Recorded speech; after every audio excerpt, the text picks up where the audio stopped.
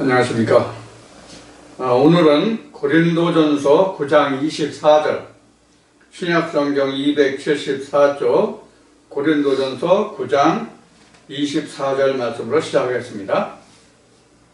제가 한 절만 봉독하겠습니다. 운동장에서 다름질하는 자들이 다 달아날지라도 오직 상 얻는 자는 하나인 줄을 너희가 알지 못하느냐? 너희도 얻도록 이와 같이 다름질하라. 아멘. 이 말씀과 함께 짝이 된 말씀으로 한 절을 더 봉독하고 오늘 말씀을 시작하겠습니다. 디모데후서 2장 5절입니다. 디모데후서 2장 5절, 신약성경 344쪽입니다. 디모데후서 2장 4절, 2장 5절이네요. 디모데후서 2장 5절이네요. 봉독합니다. 경기하는 자가 법대로 경기하지 아니하면 면류관을 얻지 못할 것이며. 아멘. 오늘은 방금 봉독한 고린도전서 9장 24절과 디모데후서 2장 5절 두 말씀을 바탕으로 오늘 말씀을 나누기로 하겠습니다.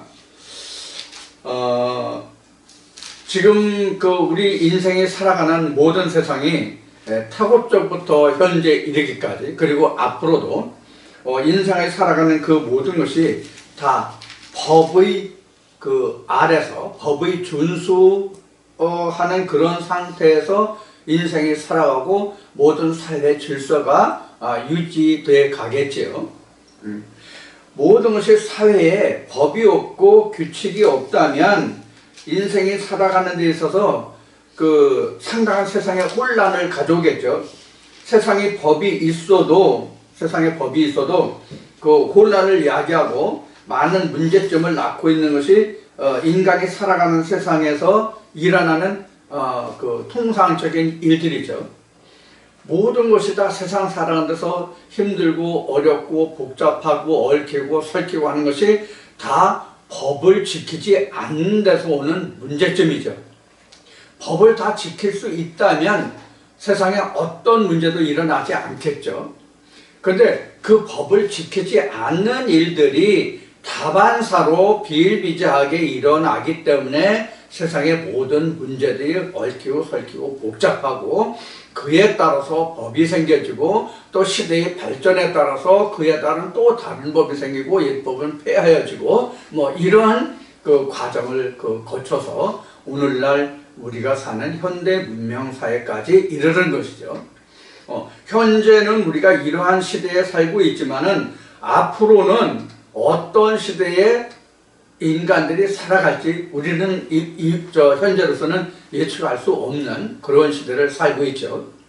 지금 우리나라만 해도 지금 이제 4월 달에 총선을 앞두고 여야 할 것 없이 주어진 법칙에 따라서, 경기 법칙에 따라서 여러 가지 선거 전략, 이기려고 하는 전략을 짜고 있죠. 만약에 그런 법칙들이 지켜지지 않는다면 불법으로서 지탄을 받고 제재를 받겠죠. 이와 같이 인간이 살아가는 모든 것은 하나의 틀 속에서, 그게 바로 법이죠. 법이라는 틀 속에서 움직여지고 지탱이 돼 나가는 것이죠. 하나님의 말씀 안에서도 이러한 법칙을 따라 하지 아니하면 하나님 나라의 상을 받을 수 없다라고 주장하는 것이 지금 고린도 교회나 디모데에게 사도 바울이 편지하고 가르친 하나님의 말씀의 내용입니다. 그러면 이와 같이 우리가 세상 살아나가는 것이 모든 것이 다 경기 법칙이 있는 것이죠. 여기서 경기라고 말을 했지만 사실은 경기라기보다는 일상생활의 모든 것이 다 어떤 법의 테두리 안에 있다는 것이 바로 사도 바울이 말하는 경기장이라는 것입니다. 그러면 성경을 바탕으로 살아가는 우리 하나님의 백성들에게 있어서는 그 경기장이 어디예요? 교회라는 것이 되겠죠. 그리고 그 법은 곧 성경의 말씀이 되겠죠. 그러니까 지금 사도 바울이 고린도 교회나 자기의 그 믿음의 아들이라고 말한 디모데에게 편지한 그 내용들에서 우리가 다 같이 경기하는 자인데 법칙을 지켜서 경기하지 않으면 네가 아무리 빨리 다름질해서 달아날지라도 내가 상을 얻지 못한다 하는 이제 그런 내용이 되겠죠. 자, 이와 같은 내용을 모르는 사람은 없을 겁니다. 그래서 우리가 교회에 가는 것은 운동장에, 즉 하나님의 운동장에서 천국 가는 경기를 하는 자들이죠. 그러니까 그 법칙을 따라하라는 얘기예요. 자, 그럼 사도 바울은 이런 이야기를 왜 했을까요? 자, 이런 문제를 오늘 여러분들과 함께 나눠보고자 합니다. 지금 고린도전서 9장 24절과 디모데후서 2장 5절 그 말씀을 오늘 인용했는데요.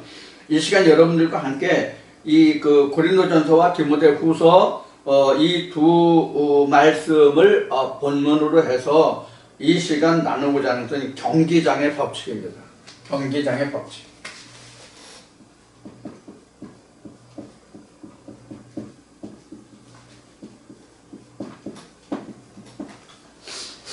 경기장의 법칙입니다. 이미 경기장이라고 하는 거 말씀드렸어요. 법칙이라는 것도 말씀드렸어요. 경기장도 말씀드렸고 법칙이라는 것도 말씀을 드렸습니다. 경기장은 교회요, 법은 곧 하나님의 말씀이다. 이렇게 이미 모두에서 말씀을 드렸습니다. 그러면 교회에 다니는 사람들이 그 교회가 경기장이라고 법칙은 하나님의 말씀이라고 써요. 그럼 우리가 왜 경기장에 나가느냐 하는 거죠. 사도 바울이 지금 말한 바가 상을 받기 위해서 우리가 경기장에 나간 거죠.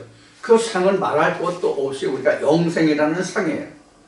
시편 133편 3절에서 언급이 됐듯이 하나님이 우리에게 복을 주셨잖아요. 그 복이 바로 영생의 복이에요. 이 영생의 복을 예수님이 요한복음 5장에서 유일하신 참 하나님과 그의 보내신 자를 아는 것이 곧 영생이고 그것이 곧 복이라는 뜻이 되죠. 시편 133편과 요한복음 5장의 말씀을 같이 우리가 상고해 본다면 하나님이 우리 인생에게, 하나님의 백성에게 영생의 복을 명하셨는데 그 영생의 예수님은 유일하신 참 하나님과 그의 보내신 자 예수 그리스도를 아는 것이 영생이라고 했으니까 유일하신 참 하나님과 예수 그리스도를 아는 것이 곧 복이죠. 그래서 복의 근원이라는 말을 교회 다니는 사람들이 또 교회에서 신학에서 많이 하는데 복의 근원은 곧 영생을 주는 하나님과 예수 그리스도를 일컬음이 곧 영생의 복의 근원이에요. 근데 우리가 지금 복의 근원이라고 하니까 조금 더 말씀을 드리면 우리가 일반 신학을 바탕으로 해서 목회 현장에서 얘기하는 그 복이 뭡니까? 영생도 들어가고 세상의 물질의 복도 함께 말하고 있죠. 그러나 성경으로만 보면 세상의 물질은 하나님의 복이라는 그 어느 곳에도 들어가 있지 않습니다. 이것을 우리는 잘 명심하셔야 됩니다. 이것이 지금 오늘 나누고자 하는 이 주제에서 보면 바로 뭐예요? 법칙을 이미 어겼죠. 법칙을 떠났죠. 운동장의 경기 법칙을 이미 떠났죠. 뭐가 떠났습니까? 영생이라고 하는 것은, 복이라고 하는 것은 우리가 하나님의 영생에 들어간 것, 예수 그리스도와 유일하신 참 하나님을 아는 것인데 그것이 복이고 그것이 복의 근원이 하나님이고 예수 그리스도인데 반해서 세상의 물질의 축복이 물질을 가지고 우리가 부를 누리는 것도 하나님 주신 복이다 이렇게 말하기 때문에 이미 경기장의 법칙을 떠난 것이란 말이에요. 자, 그러면 성경에 복이라는 말이 많이 나오잖아요. 성경에 복이라는 단어가 많이 나옵니다. 생각 외로 많이 나와요. 복이라는 단어가 많이 나오는데 지금 말씀드린 바와 같이 이 복이라는 이 법칙을 이미 떠난 내용들이 너무나도 많잖아요. 그래서 제가 이런 얘기를 한 적이 있습니다. 어느 동영상에도 그런 내용이 들어있는지 모르겠지만 제가 서울에서 목회를 할 때에 새벽에 그 대체로 나오시는 분들이 자기 몸이 좀 힘들거나 아니면 생활이 어렵거나 그렇지 않은 분들 중에서 새벽 기도에 열심히 있는 분들이 대체로 어느 분들이냐면 할머님들이에요. 할머니들이 많이 나오시는데 제가 한번 이렇게 여쭤봤어요. 이 복에 대해서.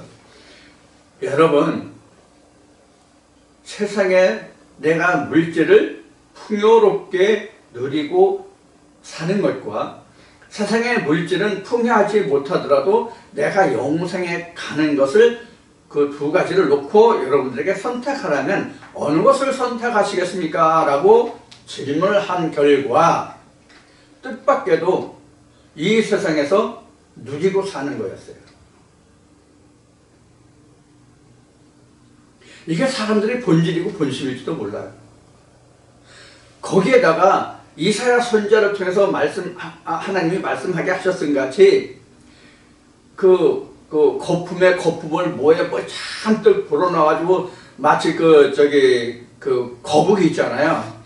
거북이나 맹꽁이가 배를 이렇게 살살 긁어주면 점점 이렇게 부풀려 올리거든요. 그럼 나중에 뻥 터진다고 그래요. 터지는 데까지는 제가 그 어렸을 시절에 시골에 자라면서 거기까지는 안 해봤지만은 여하튼 사람의 욕심이 그렇게 뻥뻥하게 팽배하게 불어터지면 나중에는 뭐가 남아요? 아무것도 남는 게 없어요. 지금 일반적으로 교회마다 가르치고 전하는 것이 다 이러한 결과예요. 그럼 기독교만 그러냐? 불교도 다를 바가 없어요. 마음에서는 그럼 다르냐? 그것도 다를 바 없어요. 다 똑같아요. 복하면 세상에 물질을 잘 먹고 잘 살고 그러다가 나중에 알 먹고 꼭 먹는다는 식으로 천국도 가고 하는 이러한 생각들을 그러한 것을 복음이라고 하나님의 말씀이라고 하나님과 예수 그리스도를 잘 믿으면 이렇게 세상으로 물질의 복을 받고 살고 사후에는 천국도 가고 알 먹고 꼭 먹고 이런 식으로 성경이란다. 신학은 목회 현장에서 이런 그 부류로 설명하는 그 내용들이 너무나도 많거든요.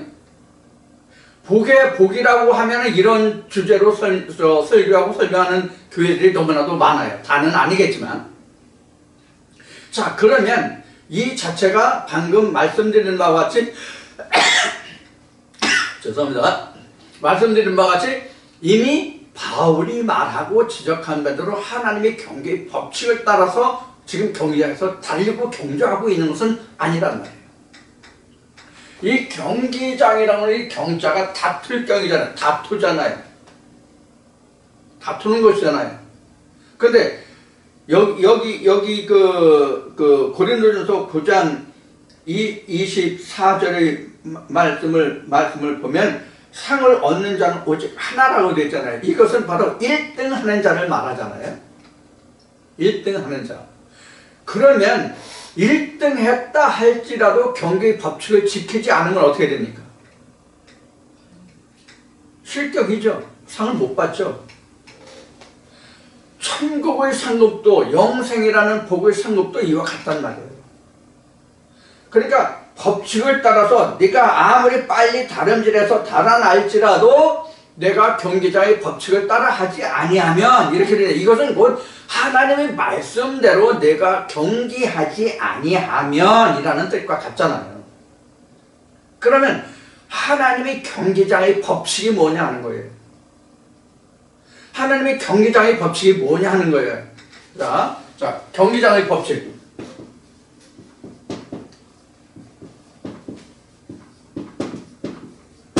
이제 여러분들이 저하고 말씀을 하도 많이 나눴기 때문에 이렇게 벌써 어떤 제목이 나오면 어떤 그 문제가 나오면 여러분들 거의 이제 답을 다실 수 있을 거예요. 경기장의 법칙이 뭐가 있어요?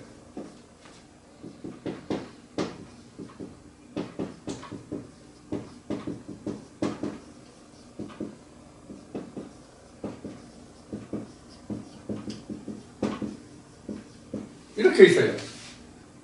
근데 신학적인 방법하면 신학적인 방법이 하나만 있을까요? 아니에요. 무수히 많아요. 여기도 저 어떤 무수한 방법이 있겠어요? 그 신학별이게 되겠죠. 신학별 방법이 있겠죠. 예를 들어 장로교면 장로교, 감리교면 감리교, 성결교면 성결교, 침례교면 침례교, 이런 그 경기 법칙이 다 있죠. 이게 흔히 하는 말로 뭐예요? 흔히 말로 뭐예요? 교리죠, 교리. 교단의 교리가 되겠죠. 교단의 교리가 되겠죠. 교단의 교리를 좇아서 모든 사람들이 경기를 하고 있단 말이에요. 그러면 이 교단의 교리가 성경적인 방법과 같아요? 자, 성경적인 방법은 그럼 그 경기 법칙이 뭐가 있어요? 성경적인 경기 법칙은 뭐가 있어요? 성경적인 방법을 설명한다면 사도 바울이 증거한 로마서 7장 말미와 로마서 8장이 바로 성경적인 경기 법칙이 되겠죠. 쉬운 얘기로 설명을 하면 뭐가 있느냐면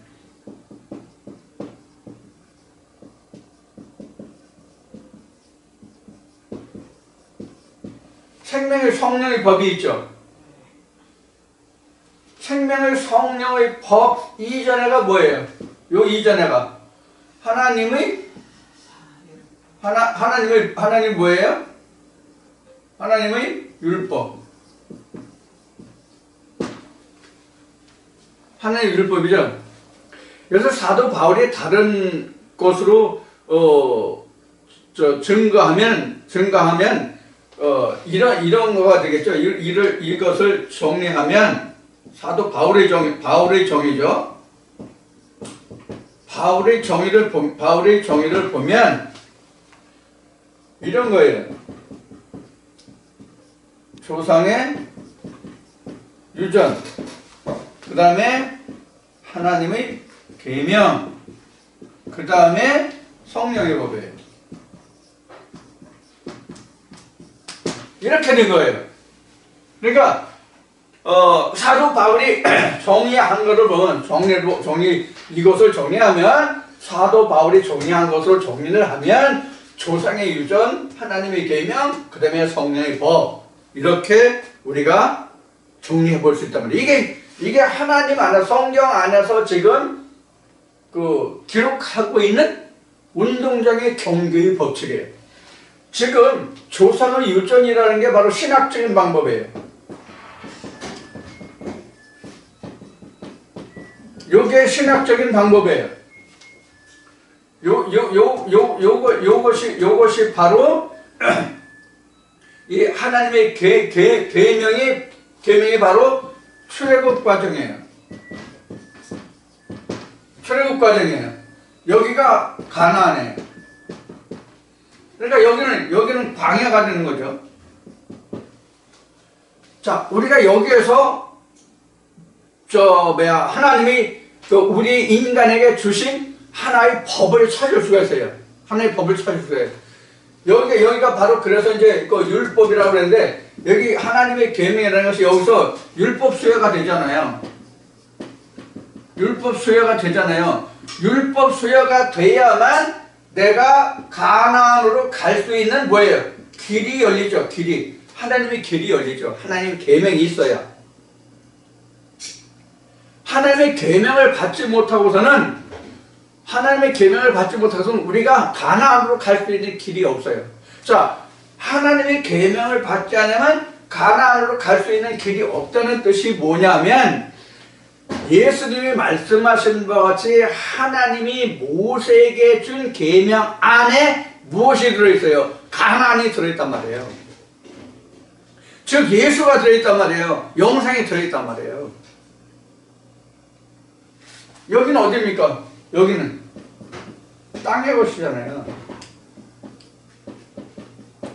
땅의 것이기 때문에, 조상의 유전은 땅의 것이기 때문에 이 지금 율법이 수요가 아니에요. 율법이 흉내는 내지만 되지 않단 말이에요. 그래서 사도 바울은 이렇게 증거하죠. 경건의 모양은 있으나 경건의 능력은 없다. 이렇게 증거하고 있는 거예요. 경건의 모양은 있는데 경건의 능력은 없다. 그러니까 그 말인즉슨 그럴싸하고 말인즉슨 다 하나님 같은데 보면 아니라는 것이죠. 이러한 내용들이 성경에는 상당히 많이 증거되어 있습니다. 우리가 그 내용을 다 일일이 짝을 맞춰보고 이것이 이러한 것을 빗대어 말씀하신 것인구나 하는 것을 우리가 찾지 못하고 알지 못할 뿐이에요. 이런 것을 우리가 찾아서 하나님의 바른 경계장의 법칙 안으로 들어가고자 하는 것이 우리가 하나님을 알고자 하는 거예요. 자, 이런 얘기를 한번 해볼게요. 우리 세상의 그 내과, 이 내과 그 개천 같은 데 보면은 그 각종 물고기들이 많이 살잖아요. 여러 가지 물고기들이 많이 살고 있는데 가장 물고기가 많이 사는 곳이 아주 1급수도 아니고 아주 썩어진 아주 그런 물도 아니고 적당한 물 속에서 살아가는 물고기들이 가장 많아요. 그러니까 아주 물의 질이 안 좋은 시궁창 이런 데서 사는 그 물고기 종류들이 있고, 일반적인 물수, 2급수, 3급수라고 얘기해야 되나? 그런 물 속에서 사는 물고기들이 있고, 아주 깨끗한 물 속에서만 사는 고기들이 있단 말이에요. 쉬운 얘기로 1급수에서만요. 그러면 우리 성경이 그 하나님의 에레미야 2장이나 17장을 통해서 하나님의 이 말씀을 물이라고 되어 있잖아요. 물론 이것은 창세기 1장에서부터 창세기 10장부터 하나님이 물을 시작으로 말씀하고 계시지만, 그래서 하나님의 말씀이 물이거든요. 그래서 우리가 세상적으로도 말할 때 서로들이 말할 때 우리는 노는 물이 다르다 이런 이야기를 하죠. 그것은 바로 등급을 말하는 거죠. 성경도 말씀을 물이라고 하는데, 하나님의 물이 바로 가장 인물이죠. 창세기 1장에서 둘째 날 위의 물과 아래의 물로 나누는데, 위의 물은 한 번도 바뀐 적이 없어요. 처음부터 끝까지. 그래서 그 위의 물이 곧 하나님이시단 말이에요. 그게 이제 성전, 성막, 장막의 개념으로는 지성소죠. 그것이 바로 윗물이에요. 위의 물이에요. 이것은 결국은 하나님과 예수 그리스도 그 법궤 자체를 말하는 것이죠. 법궤 중에서 그 돌판을 말하는 것이 바로 윗물이에요. 윗물은 한 번도 변화된 적이 없어요. 여러분들 천지창조에서 보시면 압니다. 자, 이와 같이 우리가 세상에서 말할 때도 너와 내가 노는 물이 다르다, 즉 급이 다르다, 이런 표현을 이제 세상에서도 사용하죠. 그와 마찬가지로 이게 바로 물이에요. 그래서 하나님의 말씀이 물이에요. 그래서 지금 성령의 법, 생명의 성령의 법이 가장 위의 물이에요. 법궤 속에 들어가 있는 물 중에서도 가장 순수한 물이에요. 우리가 화학 원소 기호로 말하면 물이 이렇게 되잖아요. 이게 순수한 물이잖아요. 화학 원소 기호표로는 물을 이와 같이 표현하는데, 우리 인간이 이와 같은 물을 가지고 살아갈 수 있을까요? 우리가 이러한 물을 가지고 살아갈 수 있을까요? 이러한 물을 가지고는 인생에 살아갈 수가 없어요. 지금 건강을 말하는 많은 그 의학자들이 소금에 관해서 말하죠. 소금도 원소 기호로 표현하면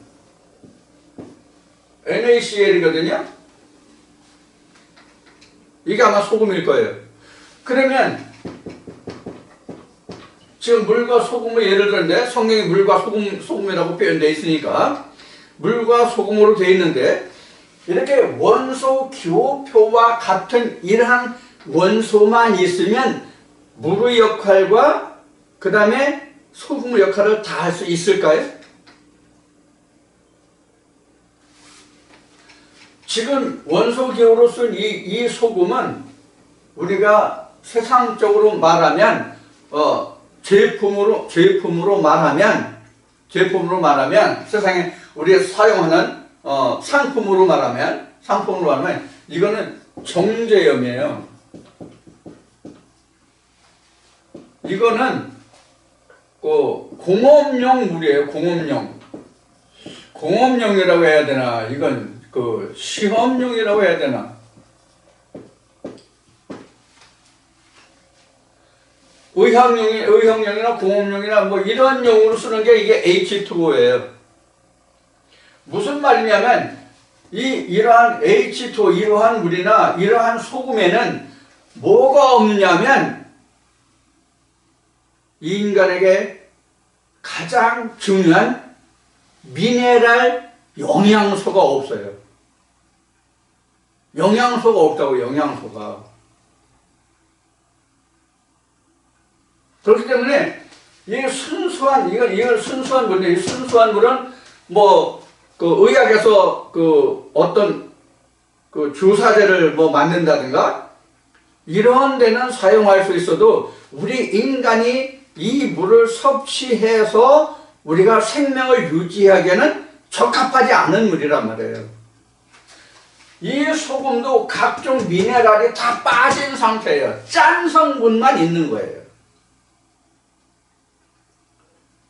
짠 성분만 있는 거예요. 그래서 우리가 소금도 천일염을 먹으라고 그러잖아요. 물은 육각수를 제1의 물로 쳐주잖아요. 그래서 우리가 지금 물을 많이 사 먹죠? 생수, 소금도 지금 예를 들어서 9번 구운 죽염이라든가 이런 것을 우리가 건강을 위해서 먹는다고 하는 이야기들을 많이 하고 있죠, 지금? 자, 지금 이런 물이나 소금 얘기를 왜 하냐면 성경이 물과 소금으로 되어 있기 때문에 그래요. 예수님도 말씀하셨잖아요. 만일 소금이 맛을 잃으면 그 소금이 맛을 잃으면 무엇으로 짜게 하리요? 그럼 소금이 짠맛만 내는 그런 역할만 하고 있습니까? 우리 인간들이 현재 이 제제염을 많이 섭취하기 때문에 혈압이니 어떤 그런 성인병을 많이 이야기하고 있다고 의학자들은 주장하거든요. 그래서 하루 1인당 몇 그램 이상을 소금을 먹으면 안 된다. 국을, 찌개를, 국물차 다 먹으면 안 된다. 이런 얘기를 하고 있거든요. 그럼 그것은 어떤 소금과 어떤 물을 이야기하느냐 하면 이러한 것을 이야기한단 말이에요. 영양가가 없는, 영양가는 다 빠진 그러한 것을 말하는 거란 말이에요. 성경도 마찬가지예요. 하나님이 진짜 우리에게 생명을 주고 호흡을 주는, 피가 되고 살이 되는 그러한 순수한 하나님의 말씀이 아니라 제재되고 정제되고 가공된 그런 물과 소금이라면 우리 인간들이 교회에 나가서 듣는 말씀을 그런 가공되고 정제된 그런 말씀을 가지고서는 우리가 하나님의 나라를 갈 수 없는 말씀이 된다, 그런 얘기예요. 이것이 인간이 과학이 발달하니까 이것을 천연적인 것을 정제해서 다른 상품으로 가공된 거잖아요. 다른 물질로 가공한 거잖아요. 그렇기 때문에 이렇게 가공된 물이나 소금은 우리 인간에게 유익함을 주는 것보다는 해로움을 많이 준단 말이에요. 이렇게 가공된 것을 저는 어떤 의미로 말씀을 드렸느냐 하면 신학의 개념으로 말씀을 드리고 있는 거예요. 물은 물이죠. 소금은 소금이죠. 하나님의 말씀이죠. 하나님의 말씀이에요. 다. 그런 의미에서는. 그런데 그게 가공되고 정제됐단 말이에요. 모든 영양분을 다 뺀 것이란 말이에요. 그것은 우리에게 병을 주지 유익함을 주지 못하는 정제된 물과 소금과 똑같다는 얘기예요. 하나님 말씀도 같다는 얘기예요.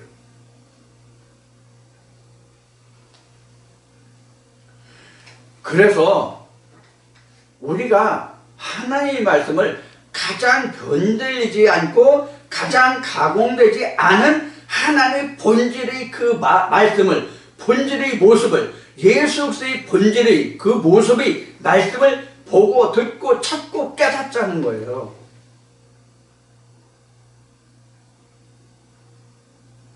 하나님의 예수 그리스도를 어떻게 사람이 가공하고 정죄합니까? 하나님과 예수 그리스도가 인간의 개념으로 그 사람의 지식과 어떤 그 방법으로 하나님과 예수 그리스도가 가공되고 정제될 수 있다고 생각하십니까? 그렇다고 생각하는 사람은 아무도 없을 거예요. 그러나 신학은 여기서 기록한 바와 같이 각 교단의 교리에 맞게 칼빈이면 칼빈, 웨슬레 뭐 이런 사람들에 따라서 주장된 어떤 설을 그 집약적으로 축약해서 어떤 논리와 학문으로 만들어낸 것이 바로 각 교단마다 가지고 있는 교단의 교리란 말이에요. 그럼 어떻게 됐어요? 정제됐단 말이에요. 정제됐다고요. 여러분들 맛을 낸다는 얘기 있잖아요. 소금이 그 맛을 잃으면 무엇으로 짜게 하려라는 말씀을 인용했잖아요. 그런데 천일염과 제제염을 넣고 보면 어느 것이 더 짠맛을 많이 낼까요? 정제염이요 천일염보다 몇 배 짭니다. 그러면 우리가 예를 들어서 나의 기름을 바르고 거기에 소금을 뿌려서 구워가지고 우리가 먹잖아요. 그러면 맛소금, 꽃소금이라고 하는 맛소금을, 정제염을 거기다 조금만 치면 엄청 맛이 좋아요. 왜 맛이 좋아요? 여러분들 우리가 맛이 좋다는 것이 무엇인지를 한번 정해보면 맛이 좋다는 얘기가 뭡니까? 맛이 있다 없다가 어떤 맛을 가지고 말하나요? 기준이? 짠 거예요. 짠 거예요. 아무리 영양소가 많이 들어있다 할지라도 많이 들어있는 음식물일지라도 거기에 염분이 전혀 배제됐다면 우리 맛이 있다 없다 어느 쪽으로 표현합니까? 맛이 없다예요. 그래서 맛이 있다라고 하는 얘기는 가공됐다는 뜻이에요. 사실은 맛이 있다는 얘기는 가공됐다는 뜻이라고요. 왜? 소금을 넣었거든요. 근데 어떤 소금을 넣느냐 하는 거예요. 어떤 소금을 넣었느냐? 성경적인 하나님과 예수 그리스도의 소금을 넣느냐? 그 물에 하나님의 소금과 예수 그리스도의 소금을 넣었느냐? 정제된 물에 정제된 소금을 넣은 소금물이냐 하는 거예요. 어떤 물이냐 하는 거예요.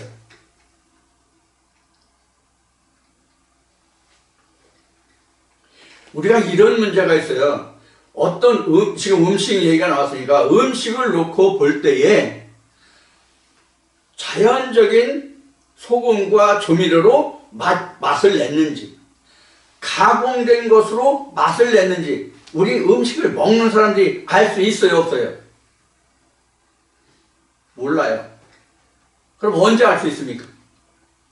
많은 세월이 지나서 내 몸에 축적된 그 영양소들이 어떤 건강의 결과를 가져왔느냐에 따라서 달라져요. 그때서야 알아요.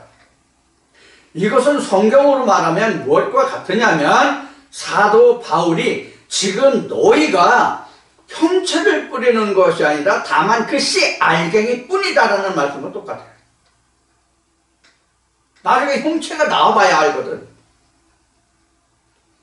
인생이 살아가면서 모든 사람이 질병을 얻는 것은 그 사람의 성격과 섭생에 따라서 달라져요. 그 사람의 건강이. 생활 습관과 섭생에 따라서 그 사람의 건강이 일생 동안 좌우된다고요. 물론 타고난 선천적인 것도 있겠지만은 똑같은 건강한 육체로 모태로부터 내가 나음을 받았다 할지라도 그 이후에 자기가 어떤 섭생을 어떤 생활 습관을 가지고 살아가느냐에 따라서 그 사람 건강이 좌우된단 말이에요. 술을 지나치게 많이 마신다거나 그 담배를 지나치게 많이 핀다든가 또 잠을 너무 적게 잔다든가 아니면 일을 너무 힘들게 한다든가 적당히 쉬고 적당히 먹고 이러한 절제된 생활을 하느냐에 따라서 사람 건강이 얼마나 좌우됩니까? 하나님 말씀에서도 똑같단 말이에요. 어떤 말씀을 어떻게 내가 섭생하느냐에 따라서 하나님 안에서의 내가 살아가는 그 형태가 그 결과가 전혀 다른 모습으로 나타난다는 얘기예요. 그래서 우리가 경기장의 법칙이 중요한 거예요. 이미 교회에 나와 있는 우리 모든 사람들은 하나님의 경기 법칙을 따라서 경기하겠다고 나간 자들이에요. 근데 우리가 문제는 뭐냐면 어느 것이 진짜 하나님이 우리에게 주신 가공되지 않은 진짜 하나님의 법칙이냐 하는 것을 알지 못하는 데 문제가 있어요. 그러니까 우리는 무엇이 필요해요? 많은 말씀들을 들어보고 성경과 그 들은 말씀을 비교 분석해 보는 거예요. 그러한 과정을 거치지 않는다면 우리는 건강한 믿음의 육체를, 믿음의 삶을 살아갈 수가 없어요. 우리가 그 섭생이라는 말과 지금 비교해서 지금 경기장의 법칙을 말씀드리고 있는데요. 우리가 각 가정마다 그 음식을 같은 음식을 먹더라도 고기를 먹더라도 채소를 먹더라도 조리해서 먹는 방법이 틀리고 거기에 조리할 때도 어떤 그 첨가 재료를 넣어서 가공하느냐가 틀리잖아요. 또 각 사람이 타고난 체질이 있어서 그 특성이 있다는 얘기는 그 오장육부의 기능이 각각 다르다는 얘기예요. 그거에 따라서 자기가 좋아하는 음식, 싫어하는 음식, 또 몸에 맞는 음식, 좋아하지 않는 음식, 이런 것들이 있잖아요. 즉 기호식품이라는 것이 있잖아요. 자, 그런 거에 따라서 그 우리 육체는 달라져요. 근데 성경에서는 내가 좋고 싫고 자기 그 기호에 따라서 음식을 먹을 수 있는 그런 것이 아니잖아요. 성경은 그렇게 기록되어 있는 것이 아니잖아요. 그래서 바울은 이렇게 말한단 말이에요. 성경에 아니라 하는 것이 없다. 다 예만 있다. 여기서 아니라 하는 것이 나는 이 음식 싫어. 나는 이 말씀 싫어. 나는 이 말씀이 왠지 나는 이 말씀이 별로 마음에 안 들어. 이런 거란 말이에요. 예를 들면 그런 말씀이 나는 한 번도 경험해보지 못해서 그런 말씀을 어떤 말씀이 그렇다라고는 말씀드릴 그런 말씀이 없는데 만약에 어떤 사람이 나 이 말씀은 어쩐지 내가 그걸 받아들이기에 별로야.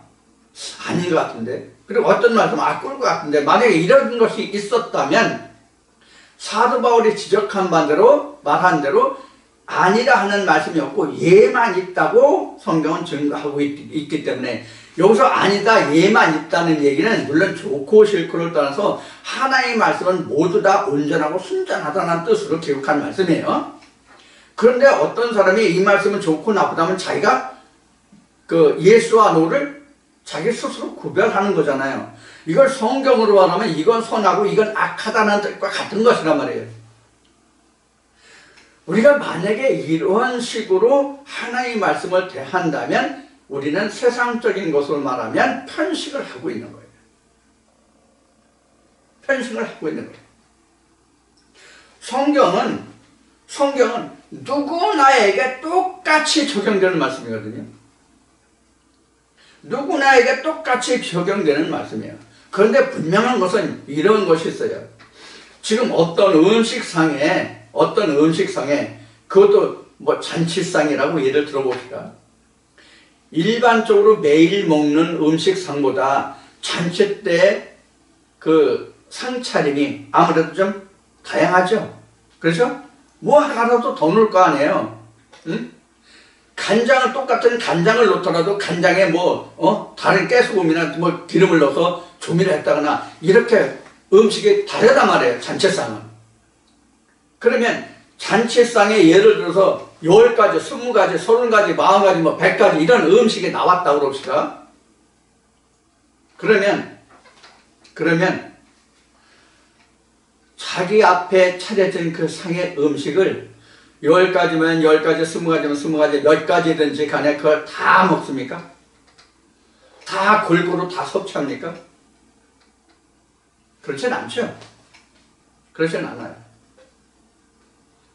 육식을 좋아하는 사람은 육식을 위주로 먹을 것이고, 채식을 좋아하는 사람은 채식을 위주로 먹을 것이고, 또 골고루 먹는다고 하도 육식과 채식을 골고루 다 섭취할 수는 없는 문제란 말이에요.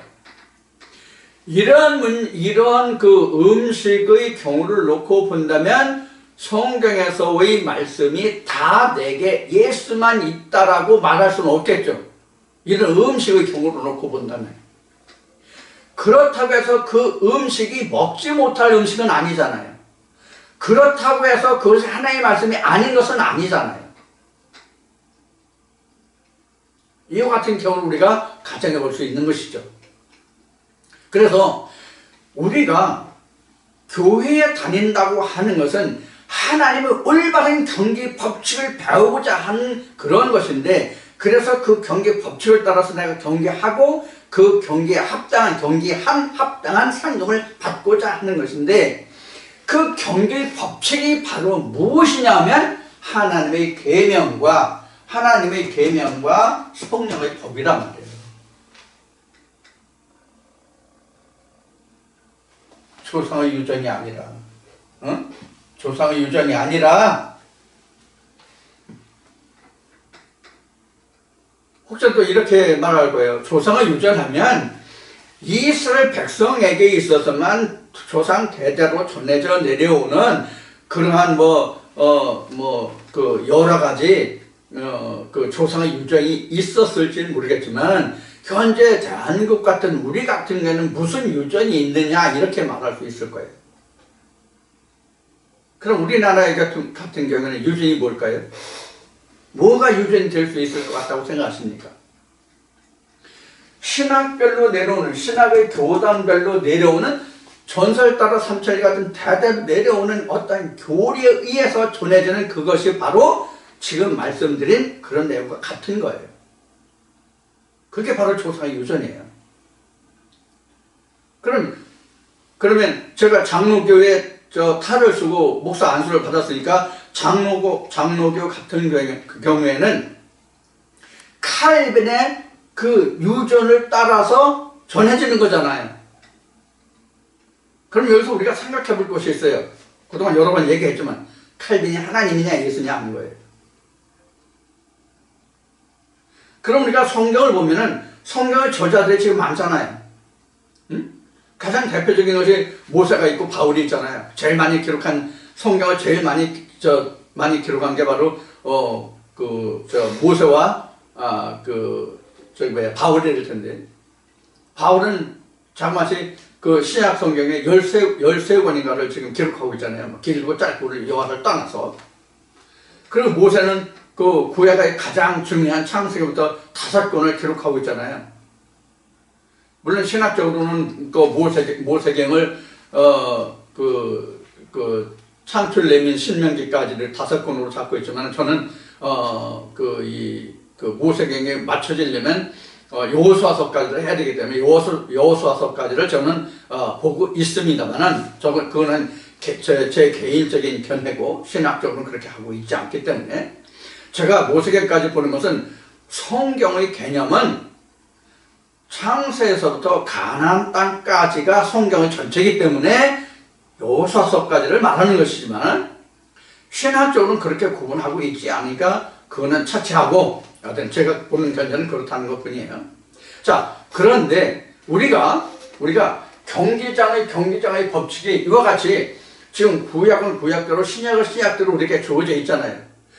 그럼 누가 진짜 하나님의 경계의 법칙을 바르게 깨달아서 하나님의 마음에 합한 경기를 함으로써 하나님의 상을 받느냐 하는 거잖아요.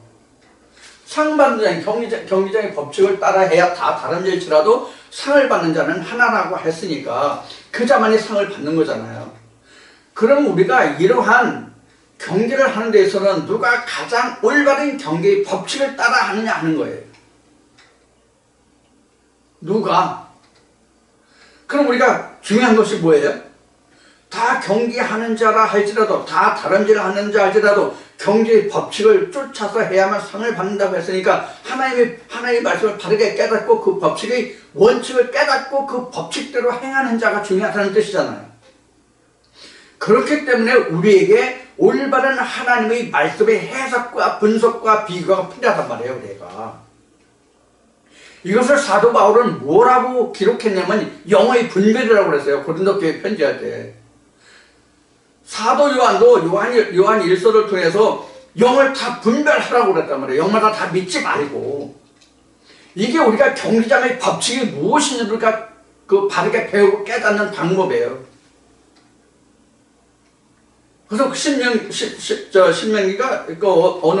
신명기로 기억이 드는데 확실하지는 않은데 신명기로 말씀이 드렸는데 뭐냐면 너희가 그 하나님이 이스라엘 백성들에게 말씀하시기를 나와 변론하자고 얘기하잖아요.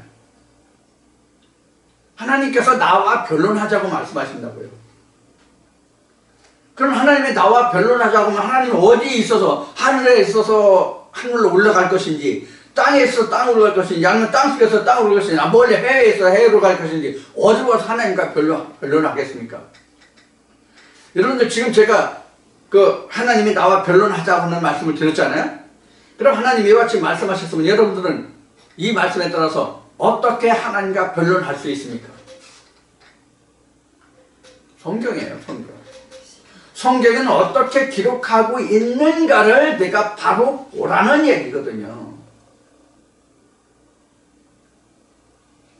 근데 우리가 성경 얼마나 봅니까? 성경 우리가 얼마나 보냐고요? 저도 그랬지만 일반 교회 다닐 때 내가 교회 가서 어느 주일날 어느 말씀 어느 절 공독하고 그 설교를 들었어요. 그러면 그 설교 주제의 본문의 말씀을 두고 그날 가서 이 말씀이 무엇에 대한 것인데 목사는 어떻게 설교했는가를 따져보는 사람이 몇이나 되는지요? 이게 변론이거든요. 이게 변론이란 말이에요. 이것을 또 신명기에서는 떡반죽이라고 그래요. 그래서 자기가 그날 들은 그 말씀을 가지고 과연 성경은 이 말씀을 어디에서 어떻게 다른 말씀으로 증거하고 그 결과가 무엇인지를 내가 확실하게 전후 사정을 따져서 그 결과를 내가 보고 확인하는 바가 내가 먹은 떡이에요. 그냥 무조건 듣고 옳다 그렇다 아멘 아멘이 아니란 말이에요. 제가 그래서 이런 말씀을 드렸죠. 제가 오늘도 이 말씀을 전하잖아요. 경기장의 법칙이 무엇이고 그 경기장의 법칙이 어떻게 지금 되어 있다는 것을 지금 말씀드리고 있잖아요. 이렇게 말씀드렸으면 여러분들이 이것이 수긍이 되고 또는 과연 그렇다라고 수긍이 되겠죠. 그럼 여러분들이 여러분 나름대로 이러한 과정이 내 것이 될 수 있도록 그 과정을 다 거쳐봐야 된단 말이에요. 우리 그 학교 다닐 때 수학을 하면 셈본 수학은 중학교 때부터 수학이라고 그러나요? 중학교 때부터 수학이라고 그래요. 국민학교 때는 산수죠. 지금도 산수라고 그러나?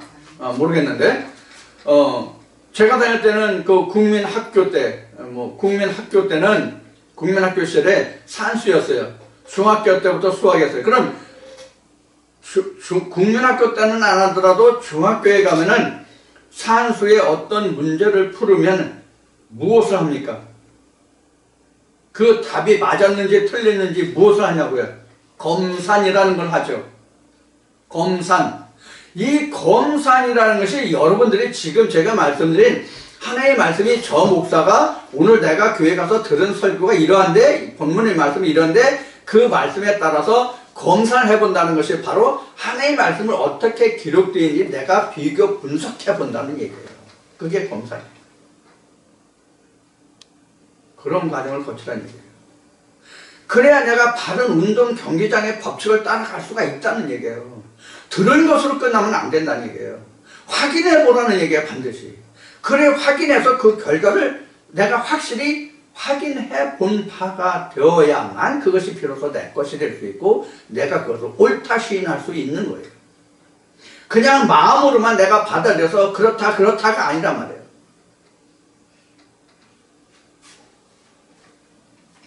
이것은 결국은 무엇과 같으냐면 하나님이 내 뜻과 내 뜻이 다르다고 말씀하셨잖아요. 내 뜻과 내 뜻이 다른 것을 하나님의 뜻이 되게 하는 거예요. 내가 가지고 있는 말씀과 하나님이 말씀하신 말씀과 똑같게 만드는 것이 바로 비교 분석이란 말이에요. 검산이란 말이에요. 이게 하나님이 나와 변론하자라고 말씀하신 거란 말이에요. 그럼 하나님이 이스라엘 백성들에게 왜 변론하자고 말씀하셨느냐? 경제적인 법칙을 따라가지 않기 때문에 하나님이 말씀하신 말씀대로 이스라엘 백성들이 하나님을 경외하지 않기 때문에 하신 말씀이란 말이에요.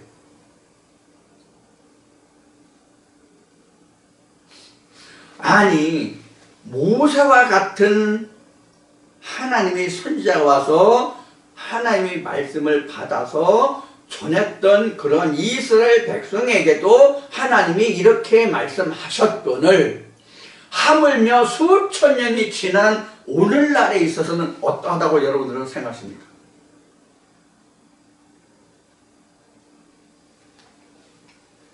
그래서 우리는 항상 사도 바울이 말하는 바가 섰다 하면 넘어질까 조심하라는 말씀이 여기에 해당되는 거예요.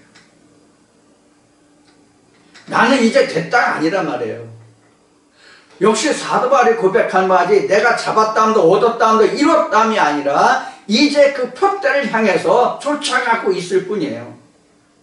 그게 바로 경기예요. 그럼 어떤 말씀으로 내가 쫓아가느냐 하는 거예요. 예수 그리스도가 왜 이 고난의 길을 스스로 자초하여 가셨는지 그 길을 찾고 아는 것이 바로 경기장의 법칙이에요. 그게 바로 생명의 성령의 법이에요.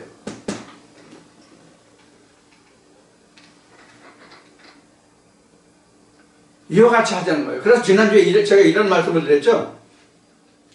우리는 믿음이라는 넓은 길로 시작해요.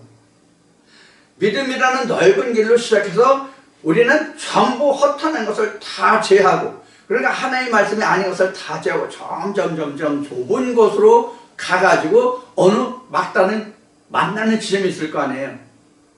이게 꼭지점이죠. 이 꼭지점을 지나야 그때부터 비로소 천국의 길이 점점 확장돼 가요. 다시 천국문이 점점 더 넓어지는 거예요. 좁은 길로 가서 점점 늘어진단 말이에요. 바로 이런 것이죠. 이렇게 하면 되겠네. 이렇게 간다면 믿음이 처음의 시작은 이렇게 넓어요. 이게 많은 사람들이 서 있죠. 많은 사람들이 경리에 서 있어요. 그러나 이 지점에 1등 하는 자는 하나잖아요.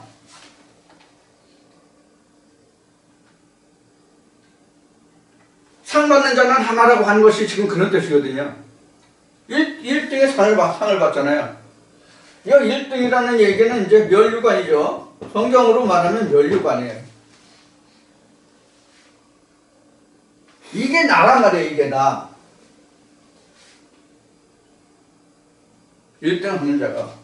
그러니까 하나님이 경기장의 법칙을 쫓아서 경기해서 하나님 나라에 도착하는 모두가 다 1등의 그 면류관을 받는 자는 다 1등이에요. 세상적으로 그 어떤 운동장에서 경기에서 1등하는 그 1등의 개념이 아니에요. 성경은 하나님의 말씀으로 잉태돼서 하나님의 아들로 나음을 받는 그 자가 다 1등하는 자예요. 면류관이에요.